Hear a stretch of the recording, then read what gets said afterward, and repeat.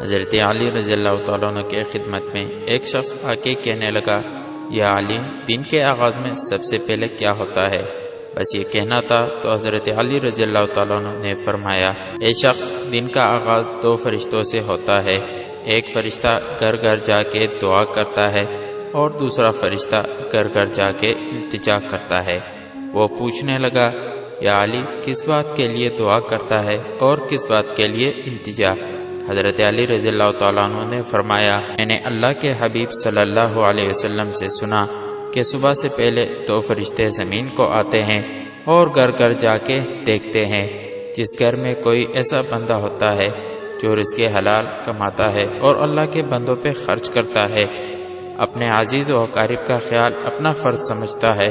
تو ایک فرشتہ اللہ کے دربار میں دعا کرتا ہے اور کہتا ہے، یا اللہ، اس کے ہاتھ کبھی تنگ نہ کرنا اور اس کے نعمتوں کو بڑھاتے رہنا، تاکہ یہ ایسے ہی اپنے عزیز و اقارب اور اپنے گھر والوں پہ خرچ کر سکے۔ اور دوسرا فرشتہ ڈھونڈتا ہے کہ گھر میں کوئی ایسا فرد تو نہیں جو مال کو اپنے عزیز و اقارب اور اپنے گھر والوں سے چھپا کے رکھتا ہے، اللہ کی مخلوق پہ خرچ نہیں کرتا۔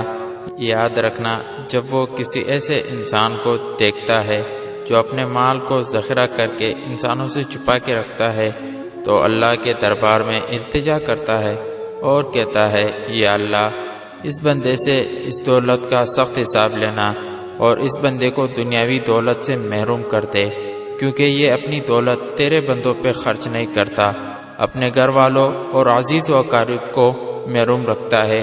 اور یوں عزیز و اقارب پہ خرچ کرنے والا دنیا میں فراخ رزق اور آخرت میں عظیم اجر پاتا ہے، اور یوں اپنے عزیز و اقارب پہ خرچ نہ کرنے والا دنیا میں رسوائی اور آخرت میں سخت عذاب دیکھتا ہے۔